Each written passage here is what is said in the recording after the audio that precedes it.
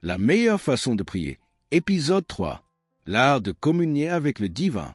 Bienvenue sur Esprit Vivant TV, une chaîne dédiée à la vérité de l'Évangile. Cette semaine, nous transformons votre vision de la prière avec notre série « Une meilleure façon de prier ». Tu pries, mais as-tu déjà pris un instant pour te demander si tu pries de la bonne manière?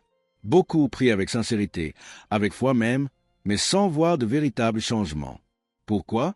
Dans cet épisode 3, nous allons aller plus loin. Pas dans une nouvelle méthode compliquée, mais dans une compréhension profonde qui transforme la prière de l'intérieur. Aujourd'hui, tu vas découvrir ce qui rend la prière réellement efficace, ce que beaucoup ignorent et pourquoi la prière n'est pas d'abord une question de mots, mais de position. Reste jusqu'à la fin, car ce que tu vas entendre peut changer définitivement ta façon de prier. 1. Le danger des répétitions vides, les vaines paroles. Arrêtez de croire que Dieu est sourd ou qu'il compte vos mots. Mes amis, écoutez-moi bien. La plupart des chrétiens aujourd'hui font exactement ce que Jésus a interdit. Ils utilisent des vaines répétitions. Ils s'imaginent que pour être entendus, ils doivent parler pendant des heures, répéter la même demande 50 fois ou utiliser un ton de voix spécial, très religieux. Laissez-moi vous dire la vérité. Dieu n'est pas impressionné par la longueur de votre discours. Quand vous récitez une prière toute faite comme si c'était une formule magique, que ce soit le Notre Père ou un chapelet, sans que votre cœur soit connecté à ce que vous dites, vous perdez votre temps. C'est ce que Jésus appelait les prières des païens. Pourquoi? Parce que les païens pensent qu'ils doivent fatiguer leurs idoles pour obtenir quelque chose. Ils pensent que c'est leur effort, leur endurance à parler, qui va déclencher la réponse. Mais vous avez un père. Est-ce que vous imaginez un enfant qui viendrait voir son papa et qui lui répéterait la même phrase mécaniquement pendant 2 heures? Ce papa finirait par dire « Mais enfin, arrête, je t'ai entendu la première fois. Je t'aime, pas moi normalement. » C'est exactement ce que Dieu ressent. Certains me disent « Mais Andrew, Jésus a prié toute la nuit. » C'est vrai, mais il ne l'a fait que 2 ou 3 fois en 3 ans et demi de ministère pour des moments cruciaux. Le reste du temps, ses prières étaient percutantes et courtes. Il ne meublait pas le silence pour avoir l'air spirituel. Si vous répétez sans cesse « Seigneur, s'il te plaît, guéris-moi. S'il te plaît, vous n'êtes pas dans la foi, vous êtes dans la répétition vide. » La foi, elle, dit « Père, je te remercie parce que tu l'as déjà fait. » Sortez de la performance. Ne cherchez pas à remplir un chronomètre. Si vous n'avez que 2 minutes de gratitude sincère à offrir, ces 2 minutes ont 1000 fois plus de valeur aux yeux de Dieu qu'une heure de monologue ennuyeux où votre esprit est en train de penser à votre liste de courses. Soyez simple, soyez vrai. Dites ce que vous avez à dire, puis taisez-vous et laissez Dieu vous répondre. C'est ça, la fin des vaines répétitions.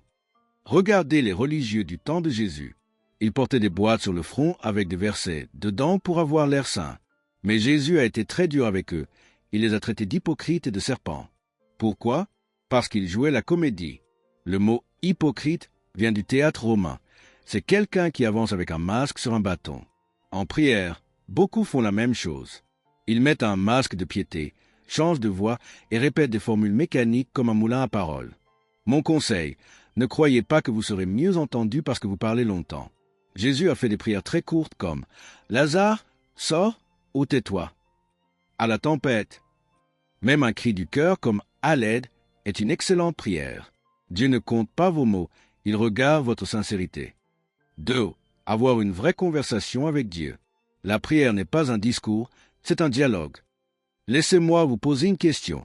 Que penseriez-vous si quelqu'un venait vous voir pour vous demander conseil, mais qu'une fois dans votre bureau, cette personne parlait sans s'arrêter, sans même reprendre sa respiration, puis se levait et partait en disant « Merci, c'était un super moment ?» Vous penseriez que cette personne est folle. Elle n'a même pas écouté ce que vous aviez à dire. Pourtant, c'est exactement ce que font la plupart des gens avec Dieu. Ils arrivent avec leur liste de courses, ils déballent tout comme une mitrailleuse et ils repartent. C'est un monologue total. Le secret du « à toi » over. Vous vous souvenez des vieux talkie-walkie? Pour que la communication fonctionne, vous deviez parler, puis dire « over, à toi » et relâcher le bouton pour pouvoir entendre la réponse. Si vous gardez le bouton enfoncé, vous ne recevrez jamais de message. En prière, vous devez apprendre à relâcher le bouton. Je me souviens d'un ami pasteur qui courait avec moi. Il était très pentecôtiste dans sa façon de prier. Il criait, frappait les murs et parlait pendant 45 minutes sans s'arrêter. Un jour, il me dit « Andrew, je ne comprends pas pourquoi Dieu ne me parle jamais quand je prie. » Il me parle toujours quand je suis sous la douche ou que je fais autre chose. Je l'ai regardé et je lui ai dit franchement, c'est parce que Dieu ne peut pas placer un mot quand tu pries. Tu es tellement occupé par ta formule, ton intensité et ta liste de requêtes que tu ne lui laisses aucune opportunité de te répondre. Apprenez à être à l'aise dans le silence. La preuve que vous avez une vraie relation avec quelqu'un, c'est quand vous pouvez rester assis en silence avec cette personne sans vous sentir mal à l'aise. C'est ce qui se passe entre ma femme Jamie et moi. Nous pouvons rouler des heures sans parler, simplement heureux d'être ensemble. Si vous sentez que vous devez meubler le silence quand vous êtes avec Dieu, c'est que vous êtes encore dans la performance religieuse. Dieu est une personne. Il a des pensées, il a des solutions pour vous.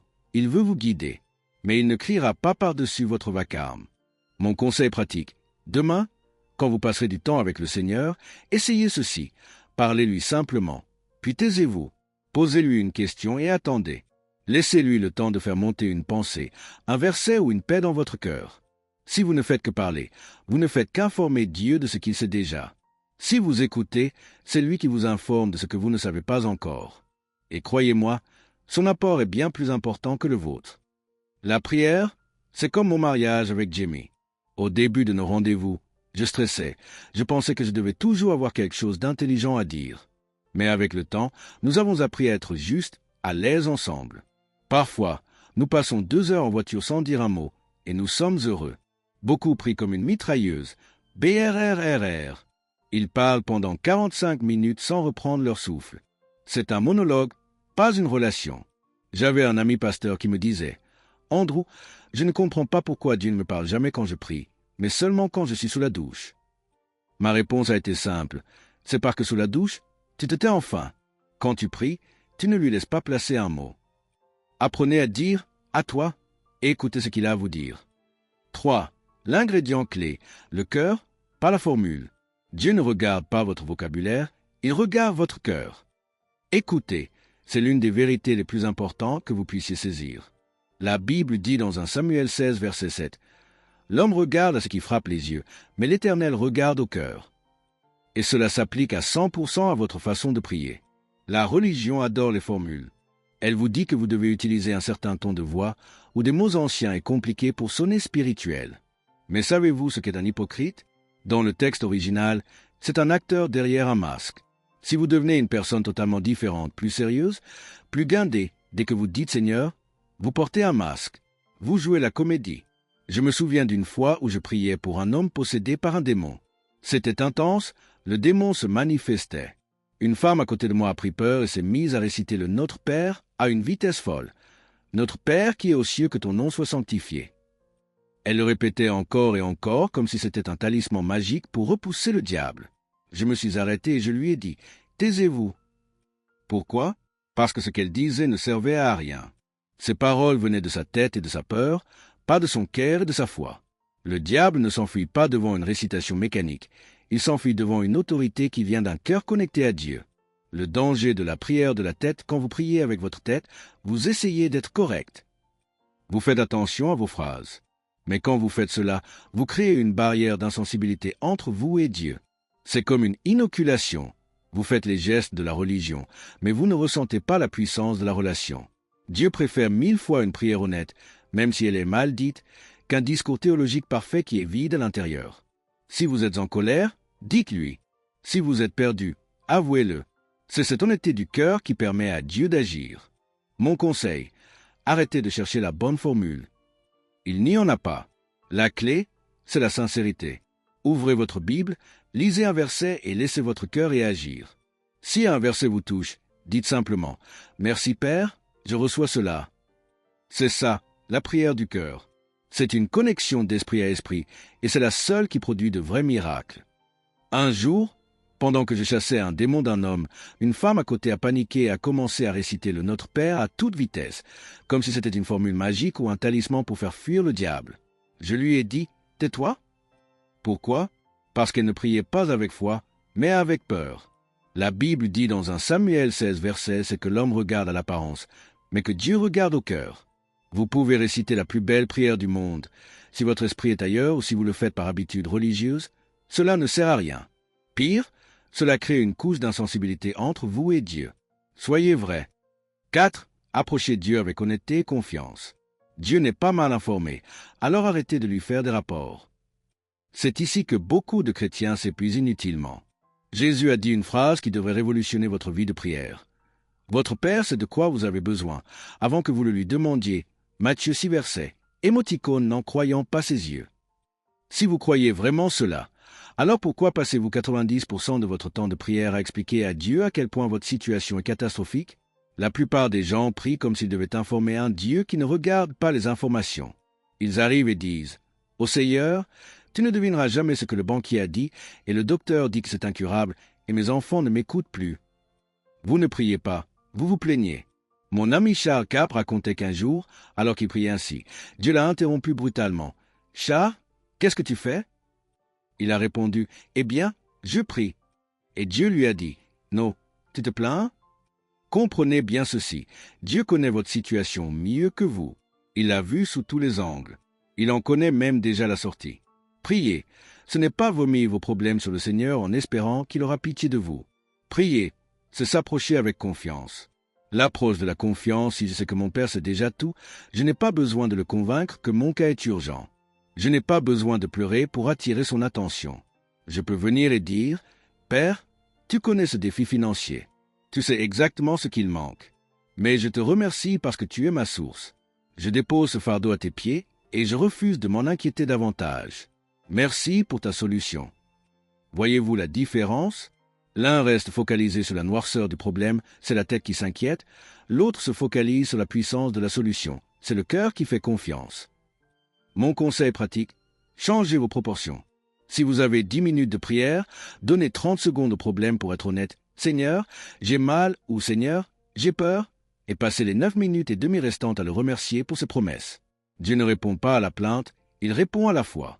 Approchez-le avec l'assurance d'un enfant qui sait que son papa a déjà tout prévu. C'est cela, priez avec une efficacité réelle. Jésus dit une chose incroyable dans Matthieu 6, verset 8. Votre Père sait de quoi vous avez besoin avant que vous le lui demandiez. Si vous croyez vraiment cela, votre façon de prier va changer. La plupart des gens passent 30 minutes à expliquer à Dieu à quel point leur situation est grave, comme s'ils n'étaient pas au courant. « Oh mon Dieu, le docteur a dit ceci, mon mari a fait cela. » Voici la vérité, Dieu connaît votre situation mieux que vous. Priez, ce n'est pas d'informer un Dieu mal informé. Un de mes amis, Charles Cap, se plaignait ainsi dans sa prière quand Dieu l'a interrompu. « Charles, tu ne pries pas, tu te plains. » Ne venez pas vers lui pour vomir vos problèmes, mais venez pour déposer vos fardeaux et recevoir sa paix. Je sais que mes paroles bousculent vos habitudes. Parfois, il faut casser les mauvaises fondations au marteau-piqueur avant d'en construire de bonnes. Ma mission est simple. Dieu m'a réveillé un jour pour me dire qu'il m'avait choisi pour changer l'opinion que les gens ont de lui. Quand vous verrez Dieu comme il est vraiment, votre monde changera. La prière n'est pas une formule magique, ni une répétition de mots. C'est une position intérieure, une compréhension spirituelle, une communion vivante. Lorsque tu pries à partir de qui tu es réellement et non de ce que tu ressens, tout change. La prière devient naturelle, confiante, alignée avec la volonté de Dieu. Rappelle-toi, Dieu n'est pas loin, il n'est pas difficile à convaincre. Il attend simplement que tu pries depuis la vérité, depuis l'autorité, depuis la relation. Mets en pratique ce que tu as reçu aujourd'hui et observe comment ta manière de prier commence à porter du fruit. Dans le prochain épisode, nous irons encore plus loin, car comprendre la prière, c'est apprendre à vivre chaque jour en communion avec Dieu. Merci de plonger dans la parole qui transforme. Découvre des enseignements puissants qui réveillent ton esprit et fortifient ta foi. Abonne-toi à Esprit Vivant TV, là où la vie de l'esprit devient réalité.